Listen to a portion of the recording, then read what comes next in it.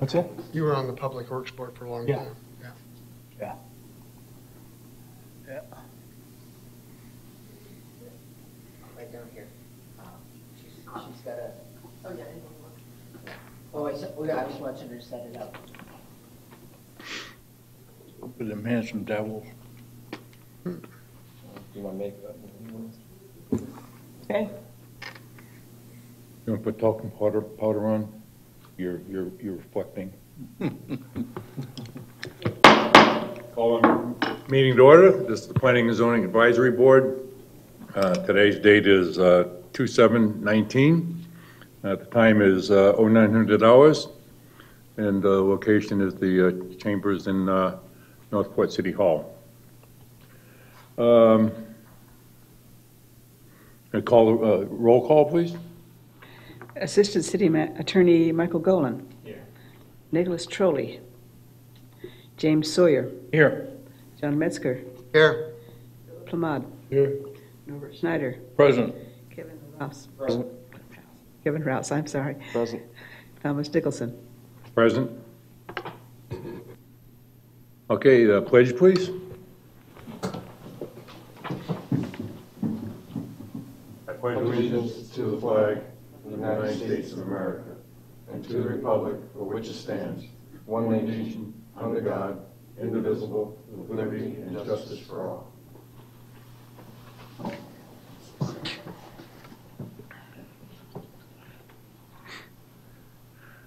Oh, Susan, I didn't bring my crib sheet with me today, so if I get anything out of order, holler at me. Open the public comment. If anybody has public comment, fill out the buff cards to my left on the podium over there and give them to the clerk. Announcements, please. The current vacancies for the following boards and committees include the Art Advisory Board, the Audit Committee, Beautification and Tree Scenic Highway Committee, Charter Review Advisory Board, Community Economic Development Advisory Board, Environmental Advisory Board, Historic and Cultural Advisory Board, Joint Management Advisory Board, Parks and Recreation Advisory Board, Planning and Zoning Advisory Board, Public Utility Advisory Board, and Zoning Board of Appeals.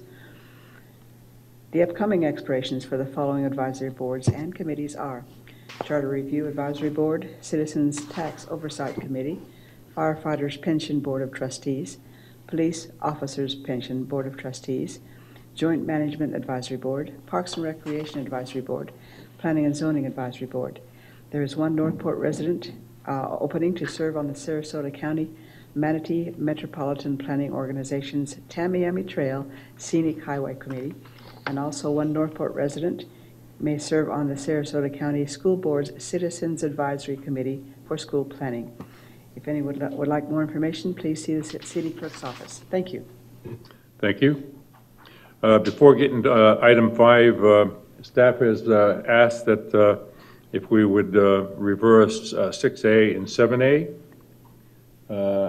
Does any of the board members have a problem with that request? No. Okay, all in favor? Aye. Aye. Huh? Could you make that a motion, please? Okay, I'd make a motion to reverse order 6A and 7A on the agenda as proposed. Seconded by Norbert. Wait a minute, I can't make a motion. You have to do it. Somebody here has to make the motion. Want to make a motion that, oh, go ahead. Jim, you making a motion? I'll make a motion that we move item 6A and 7A ahead of item 5 on the agenda. No, it's reversing 6 and 7. I mean, reversing 6 and 7 with 5. Okay. Yeah.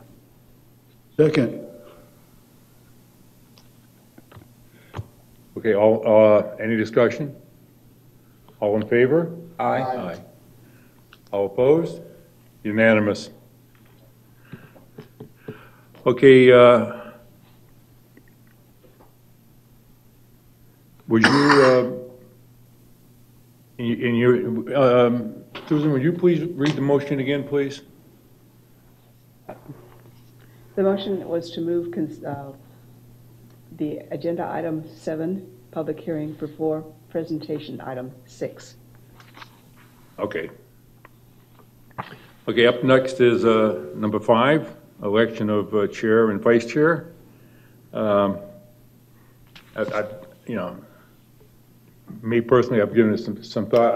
I will leave the option, I mean, I had, you know, I won't nominate myself, but, you know, I'll leave it up to the board if they want me to, you know, be on the cross, I mean, be the chairman for another year. Mr. Chairman, Mr. Norbert?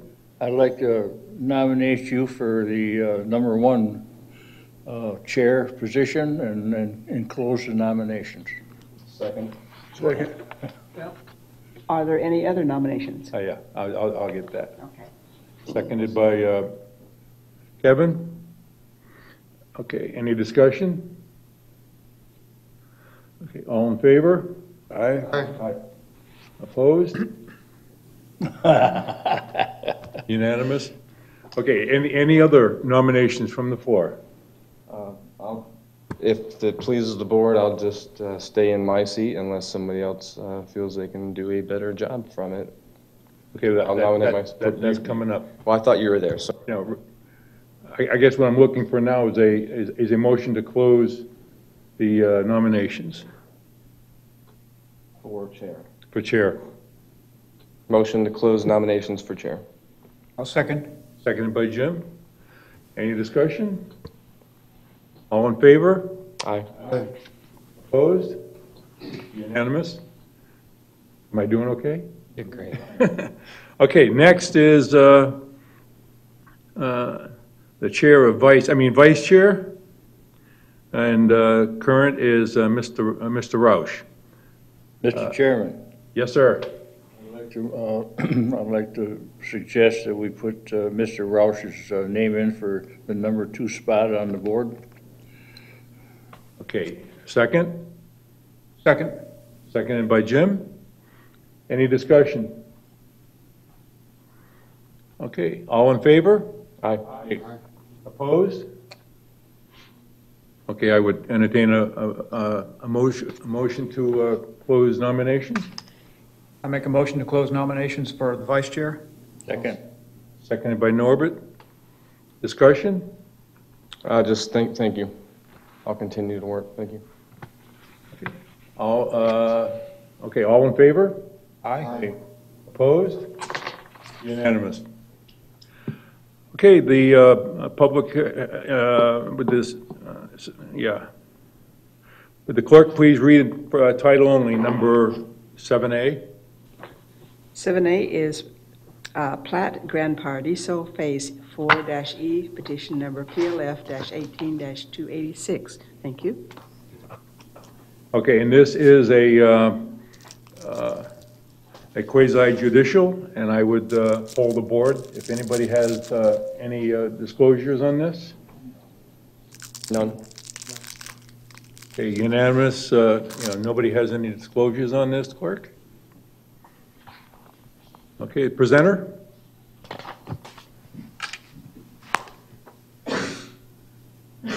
Could we have have them sworn in, please? Pardon? Oh, would you, would all the presenters please be sworn in? I'm sorry. Please raise your right hand. Do you solemnly swear or affirm that the testimony you are about to give is true and correct to the best of your knowledge and belief under penalty of perjury, so help you God? I do. Thank you.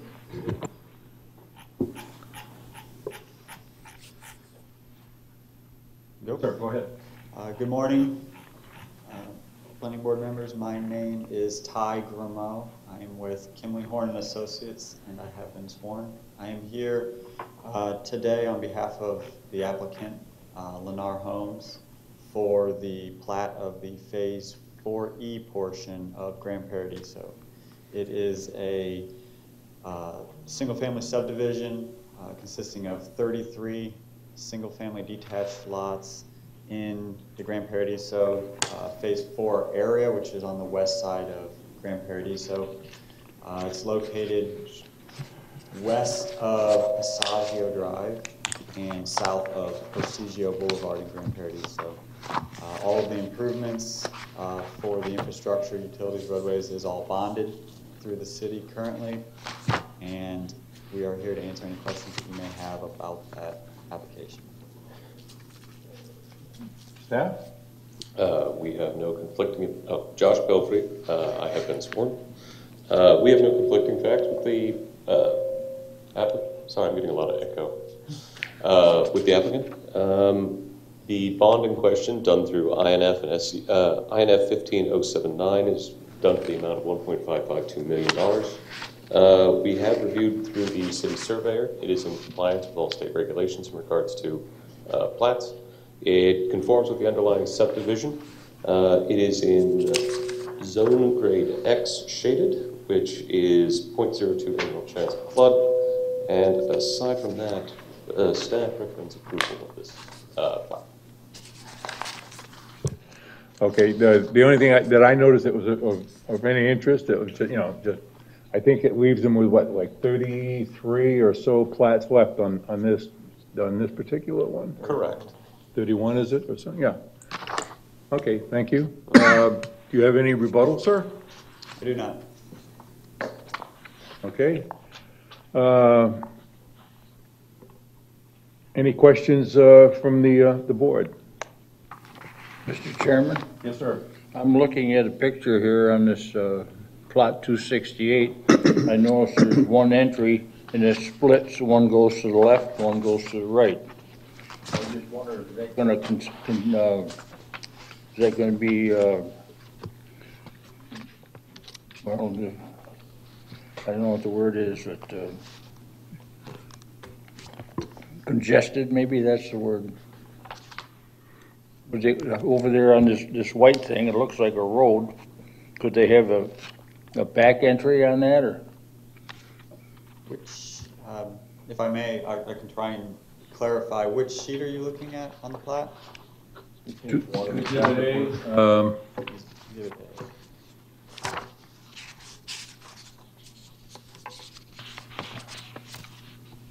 Is it, is this? Yes, sir. That's the one.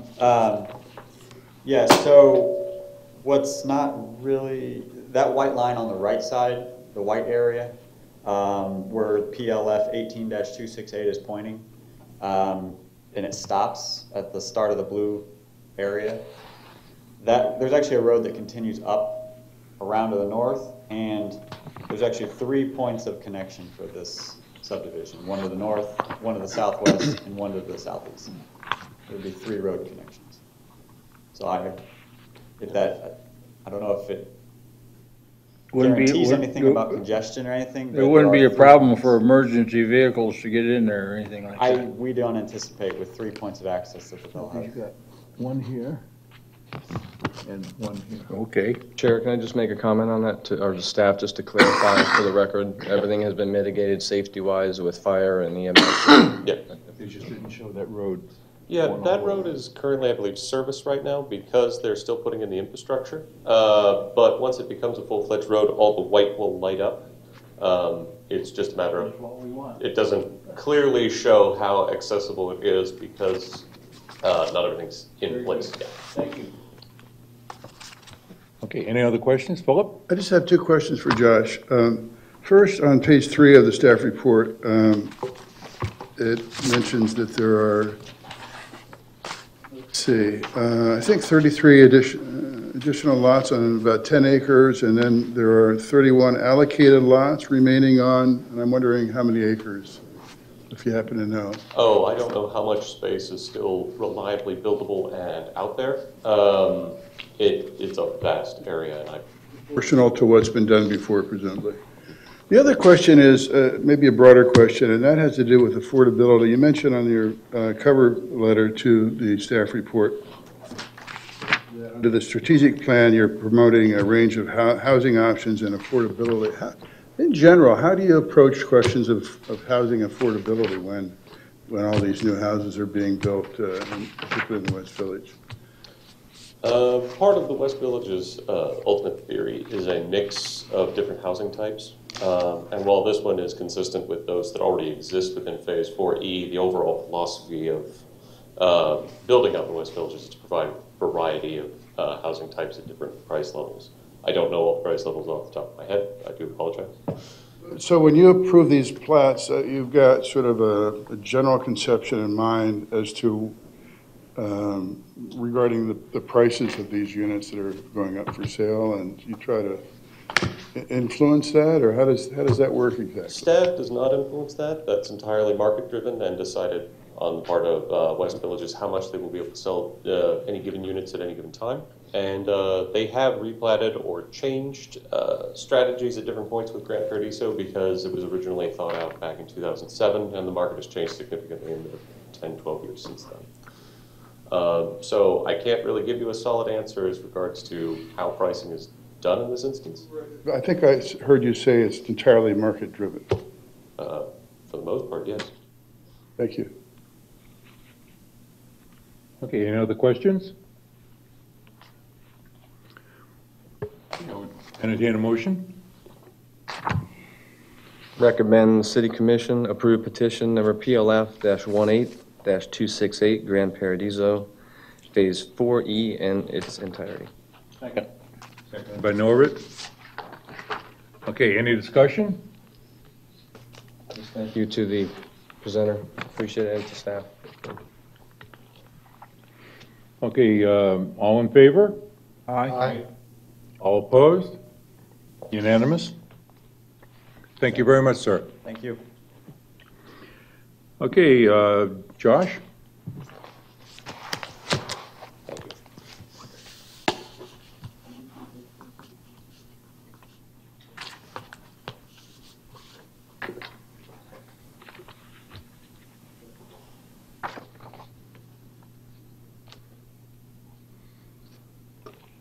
Did you want to introduce the agenda item? Or? Pardon? I was waiting for you to introduce the agenda item. Or... Okay. You want to do your presentation? Yes. Okay, go ahead, please. Even though I did call you Josh, I got my... For the record, Nicole Galehouse, Planning Division Manager. So today, we just want to do a brief overview. We know our planning process can be a little complex, and you see certain petitions come before you, but you don't necessarily see the whole process and every different piece that's going on behind the scenes. So we wanted to kind of give you an overview of how that process works and kind of what goes on before it actually gets to you. We're going to talk about three things: the order of application process, staff development review, and then just a brief overview of public hearings. So for the order of application process, the first things that need to be in place are your basic land use. Is this use allowed here? When talking about the order of application process, not necessarily every project is going to have to go through every one of these petitions. If certain things like the land use and zoning are already in place, they don't need to go through the petitions to amend those. But we're going to go over everything that could happen as we go through this. So the first step is the land use itself, which it would be a comprehensive plan amendment if we need to change that. We have two types, a small and a large, depending on the acreage. If it's under 10 acres, it's a small scale comprehensive plan amendment. If it's over, it's a large scale. Additionally, if it triggers any changes in the text of the comprehensive plan, that would also be a large scale comprehensive plan amendment. And the difference in processing for those actually comes into play after it's heard by the Planning and Zoning Advisory Board. After it goes to City Commission, the large-scale comprehensive plan amendments have to be transmitted to the state, which then has 30 days to review before we can give our final approval locally. After the comprehensive plan amendment, the zoning needs to be in place. So the zoning is what implements the land use. So it needs to be consistent with the land use. This is also a public hearing process. Both of these are done by ordinance, which require 2 readings before City Commission. So the zoning is basically what gives you your permitted uses in each zoning district. From here, which path you go next depends on where you are in the city. So for most of the city, we'll talk about that first. It's going to be what we call what I'm calling the general city projects. And then the West Villages have kind of their own little world out there of how they go through the planning procedures. So I'll talk about the general city projects first and then get into the West Villages.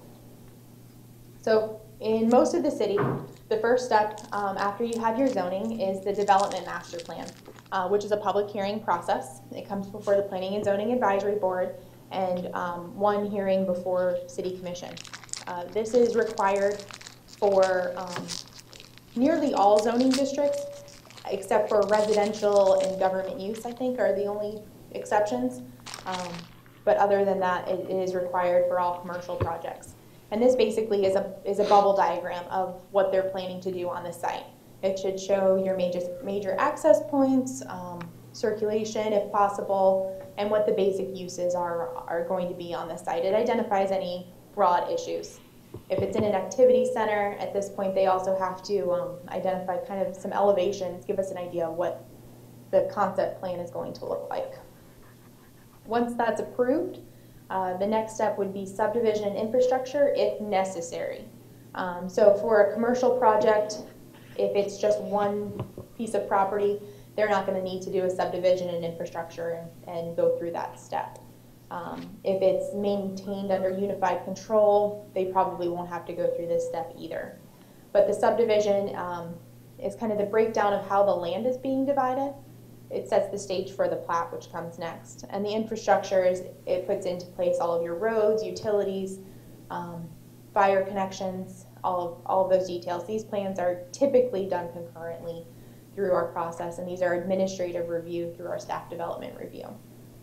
Once these are approved, the plat comes next, and that's what you just had before you today.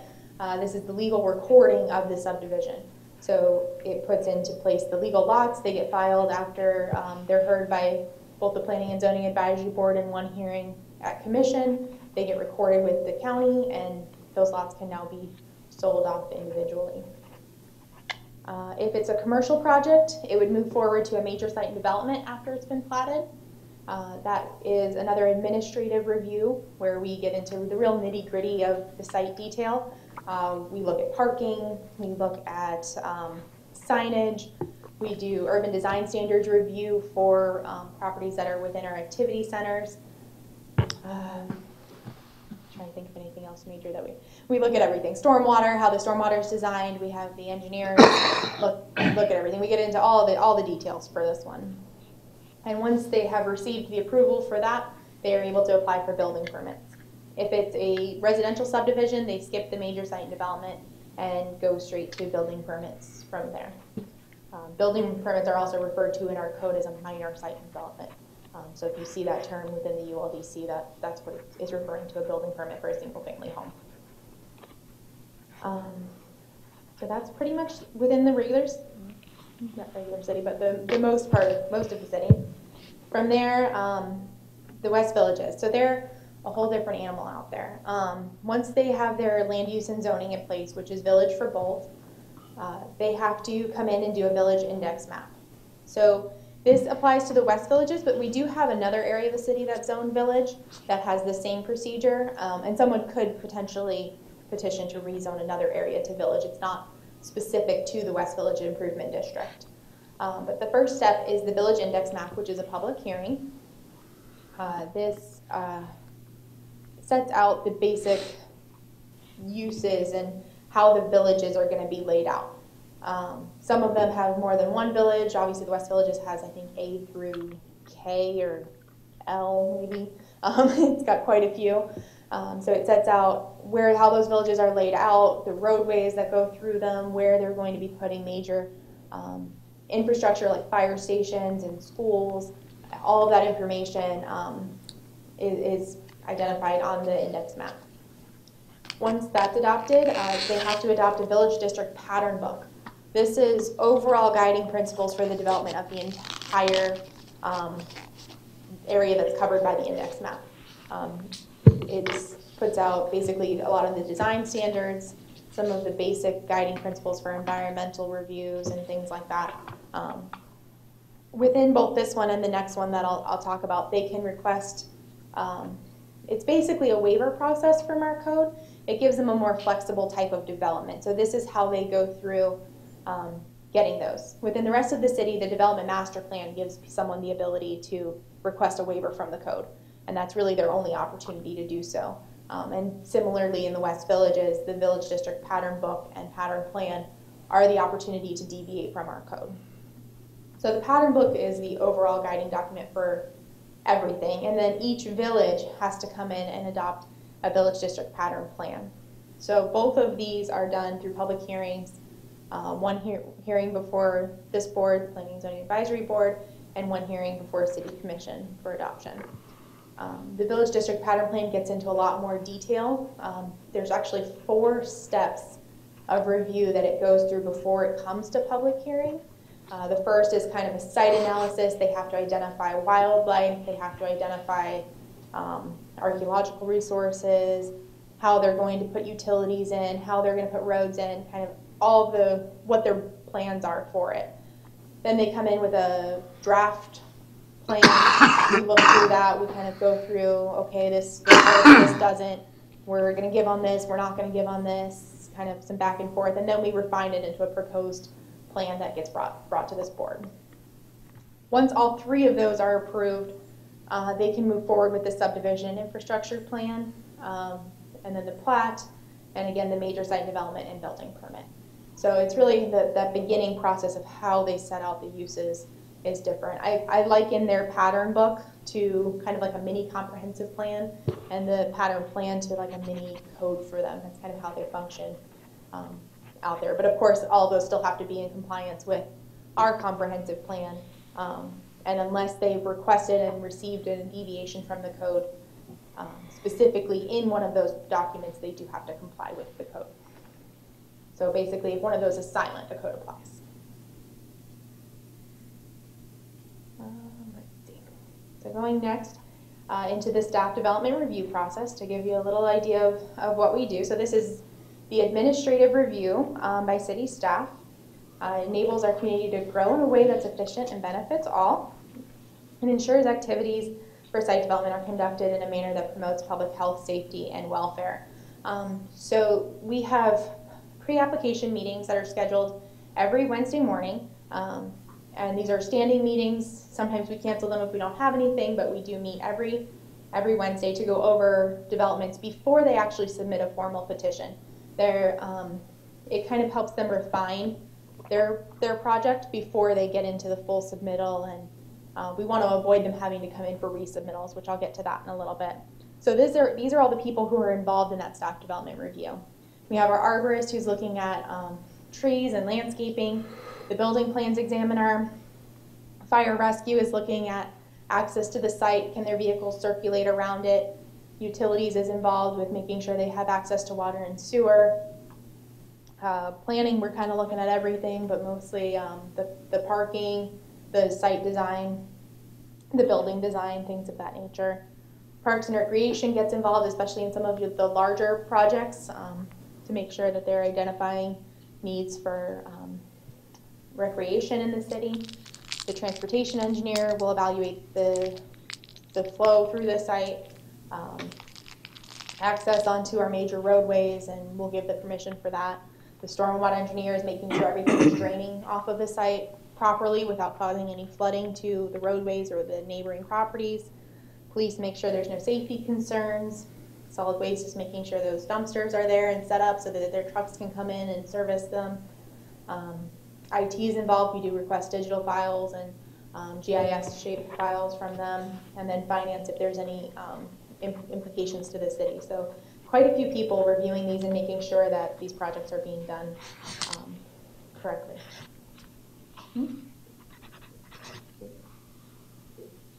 Oh, the state does review for some things too, for Department of Health, if there's septic systems being put in, which is usually not the case for our commercial projects, for pools, for multifamily development,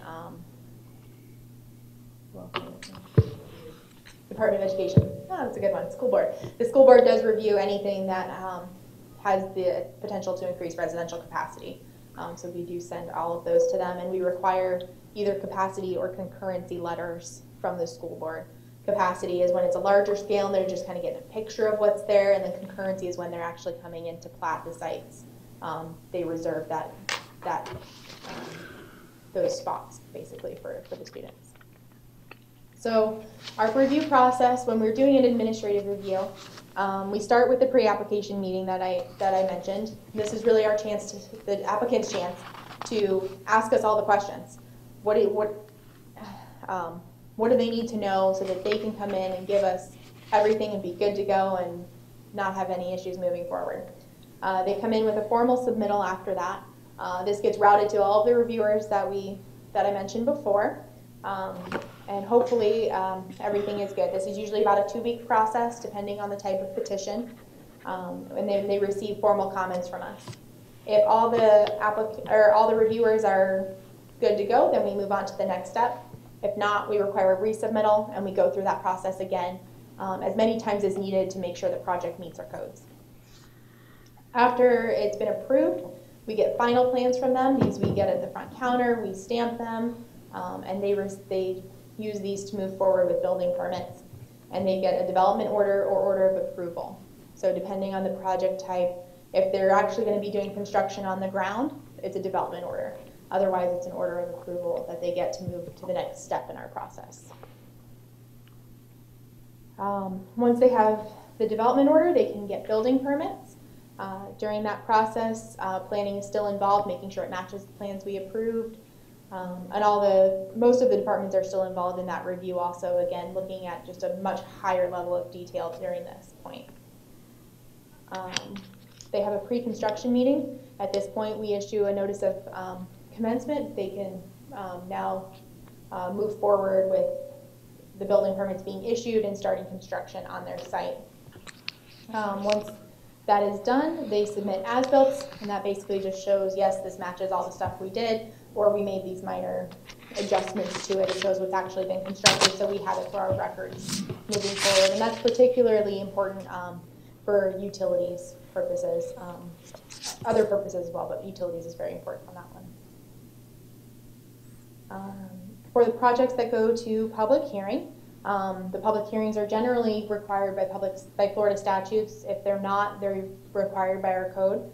And these provide opportunity for public input. So this is a lot of times one of the only chances the public gets to comment on some of these projects that are going on.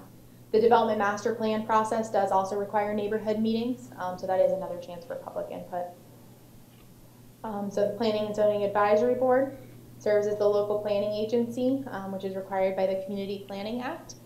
You all review land development petitions for consistency with the comprehensive plan and unified land development code. And based on that review, you provide a recommendation to the City Commission. City Commission evaluates the petition based on staff findings, substantial competent evidence, and the recommendation of the Planning and Zoning Advisory Board, and then issues a final decision on the project. And that's everything I have. I hope I didn't talk too fast. If you have any questions, I'm here to answer them. I have one that's kind of like a request. Is it possible to have this presentation emailed to us? Yes. So I could have it on my file at home and then do the printout? Absolutely. Thank you. Any other questions from board? I have a couple. Go ahead, sir. Thank you for the presentation, helpful. So is public hearing, can you explain just for the record, for the public, whoever may listen to this or whatever, is the public hearings as part of the planning process? Because a lot of the public gets impatient, right? And they don't understand the process, because there's a lot goes into it. There's 12 departments, that are working together. I don't know if what is available to the public, what, the steps, can you clarify why along the way? My, suggestion in the future, I guess, would be like, we have public hearings, but most people can't make them. You look out, especially this one, and even the commission a lot of times. So is there a way to give the public updates along the way of certain projects that they're complaining about, that they're not aware of what it takes to finish a project from, beginning to end, and then just how much work and how many people as a team have to work into it. So is there a way to, other than public hearing where we've been shown people can't make, to keep them or to educate them on this? We're having it emailed to us, but to start getting that out, I think we can do a better job as a city. We do pretty good with social media, getting things out with what's coming and the fun stuff, but the process itself, I think, it can help gain public trust and things like that. So that's my comment. You know, I don't know if you can elaborate or confirm why we don't, or, you know, the laws, things like that, that would help. We are working on increasing public awareness all the time. We are, like you said, with social media, we are trying to have more of a presence from planning on there. So that is something that internally we are working on. And the public is always welcome to contact our office at any point in time. We do put all projects on a map that's available for the city. It doesn't provide status updates though, so I do understand the frustration there. But we're always happy to give status updates on them. I do get quite a few calls, especially specific projects when they are more controversial. We do get quite a bit of information. And the public can also submit their concerns in writing, and those become part of the record, especially if they email them directly to commissioners. So is there a way, on your point, they're calling, things like that, you know, when people are representing, whether staff or elected officials are appointed, is there a way to, those same calls you get, to kind of do that in advance, to give that same type of things out in advance if they're not being given out to the public, to make your job more efficient, to, public trust, I think, is everything, you know, and I'm just wondering if there's a reason, or if it's a shortage of time, employee time, you know, things like that. To put like status information basically on the website? Right, the ones, the controversial ones you mentioned, things like that, to put those out ahead of time so it prevents, you know. We do try on the ones we know are controversial. So, you know, we do have one right now that is available, our updated information has been available on our website for one of our particular projects, and I don't want to go off on a side tangent there, so I won't mention which one. But we do try to put that information out there when we know something is going to be a hot topic. So we try to get that out there, but we definitely can increase ways to do that. Staff time is, of course, a consideration, but we are always looking for ways to improve that. So right now it's the web address for the city, correct? Mm-hmm. That's where people will go? Okay. Yes, yeah, under the planning and zoning page, if we have one that is going to be controversial, we put a tab on the side for it. Okay, thank you, appreciate it. Philip? Yeah, thanks for your presentation. It was great. I have a couple of questions, though. Given the described planning process, I've been curious for a while about expectations for that plot that's kind of near the intersection of Price and Sumter. There's a Taco Bell on that property, and I'm not sure. It's otherwise pretty much vacant. I think you probably know what that area is called. I forget the designation of it. As I recall, though, it's supposed to be an area for mixed-use development, and that's kind of what I'm wondering about and how that happens. I mean, I'm wondering, for example, if there's a development master plan or a pattern book or something for that particular area or activity, I guess maybe you call it. Tell me about that, if you would. So that's the Heron Creek Activity Center. It's Activity Center 2, and it's part of the Heron Creek Development of Regional Impact. So they actually have a few things that kind of impact development out there. So the Development of Regional Impact is the first step, and so they have to comply with state law in regards to that. They do have a Heron Creek pattern book. So all of our activity centers comply with our Urban Design Standards pattern book. This activity center has its own additional regulations, basically, so it has to comply with those. It can be difficult to get the type of mixed-use development we want because people do have property rights. So if something is written into the code as a permitted use, we can't say no just because we want to see a mixed-use development there. Okay, so thank you. Yeah, that's sort of what I was trying to get at, and I appreciate what you're telling me. So if I understand it, the properties, it's not vacant, it's already purchased by this corporation, and they have a heck of a lot of discretion as to what's built on that property. Is that what you're saying? Correct. So with respect to expecting an urban core to sort of rise up there, that's probably not going to happen unless the corporation decides it's economically worthwhile to do. Is that kind of where we are? Basically, yeah. Or the codes would dictate it also. So as long as it's permitted in the code, you know, they can do it. So if it would be part of the rewrite, we're looking at trying to establish areas. We know that's something people want to see. So it's a matter of how we rewrite the code to get to that point. But there's very little discretion the city has to guide what goes into that area, as long as the buildings conform to the codes. Thank you. Any other questions? I just have one question. Jim, go ahead, sir. You don't necessarily have a neighborhood meeting for all of your projects, as I understand it, right? For projects going through the development master plan phase, they You are do. required to do a neighborhood meeting. A neighborhood plan, or neighborhood meeting, I should say, Yeah. which probably, depending on the project, would get you'd get a good participation, hopefully, for the neighborhood. Depends on what it is, I guess. It varies. I've seen Yeah. some where the only people who show up are my staff, and I've seen some where they've been so well attended that they had to cancel it and reschedule it at the high school. Yeah, So, yeah, okay, it really ranges. okay. That's all I had. Okay, sir. Any other questions? John? Norbert? Okay, thank you very much, and appreciate it, and look forward to, check my email and I'll print that out. Thank you. Thank you. Okay, up next is a consent agenda on the approval. Clerk, please read 8A by title only. 8, the consent agenda is the approval of minutes for the January 3rd, 2019 Planning and Zoning Advisory Board regular meeting. Thank you. Okay, is there any discussion on the minutes? I just had a comment. Yeah, go ahead. I was checking the minutes online, and it seems they haven't been updated for quite a while for the Planning and Zoning Advisory Board minutes. And I just wanted to make that point or ask the question why. So. Susan? Well, remember there was been a switch here between when we did it they had a planning and zoning actually web page for themselves, and then we switched over to Legistar. We publish the approved minutes as soon as they're approved at your meeting. So these will be approved almost immediately after I get back.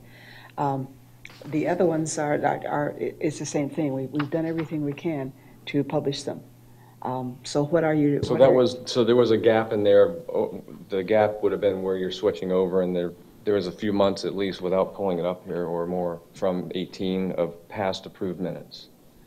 There's only one approved minutes in 2018 that has not shown up. Okay. And that's because after I approve it and put it on there, it has to be approved by somebody that's higher than me. So Okay. I'm just waiting for that. All right, But there's thank you. just one set of minutes, and I believe that's the second set for, if I remember right, August.